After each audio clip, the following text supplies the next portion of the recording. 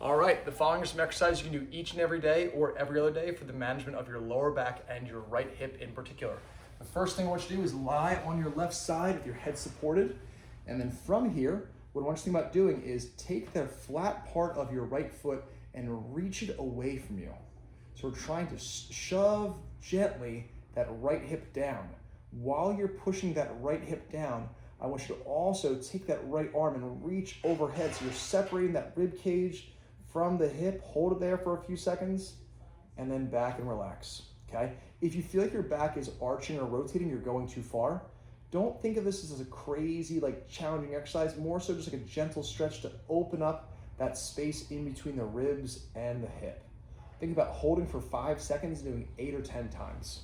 Next thing we're gonna do is lie on your back, and we're gonna work on a bridge. When you bridge up, think about trying to keep your pelvis nice and level. In particular for you, you wanna think about not letting the left hip drop down. Your body wants to kind of lift the right hip and drop the left hip. Try to keep that left hip nice and level. The next thing I want you to think about doing is when you lift up, keep pressure through your big toe and the inside of your foot.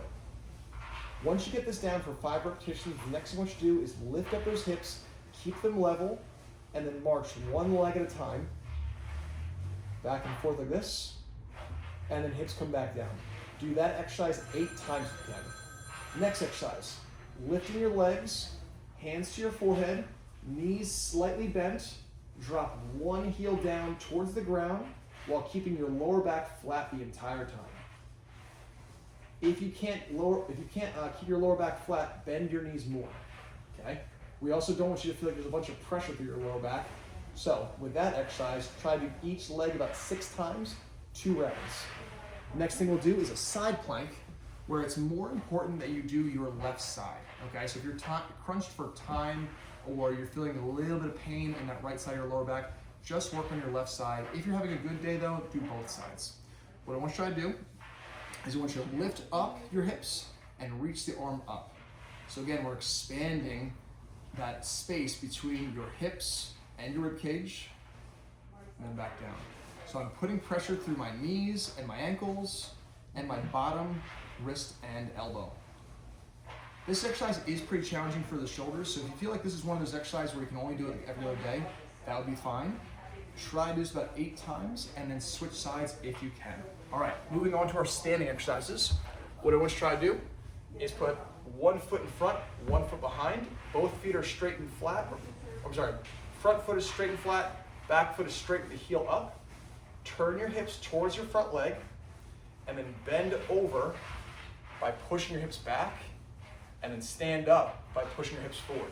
I'm gonna raise the camera angle just a little bit so you can see me a little better. All right, so right foot in front, left foot behind. This is the more important side. My hips are turned a little bit towards the right side, and I'm gonna bend over by pushing my butt back as far as I can, okay? Keeping pressure through the inside of the foot the entire time, not letting myself roll out to that pinky toe, all right? Do that hinging pattern about 10 times on each side. Now we're gonna move on to our calf raise. So I'm gonna stand near a wall. And what I want you to think about doing is I'm gonna have my left leg up, right leg down. I'm gonna raise up onto my right big toe. I'm gonna focus on pushing this right heel out away from me, and that's gonna really enable me to put pressure through my big toe of the right foot. So I'm thinking about pushing my heel a little bit to the right of me as I push through my right big toe. All right, my arms are overhead right now. I know you can't see it, I'm sorry. My arms are overhead, and I'm raising onto the big toe and down slow.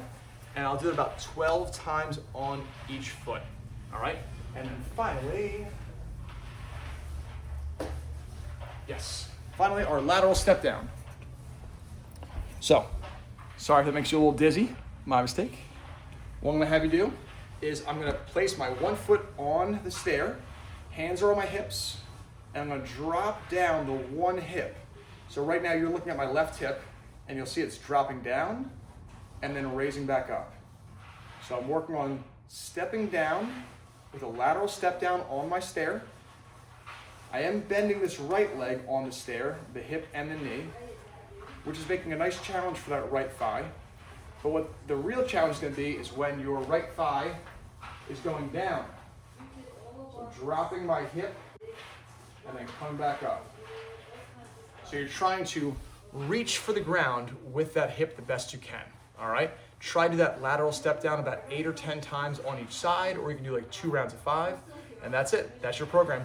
Keep active, keep moving, go for those walks every day if you can, and I will see you next week.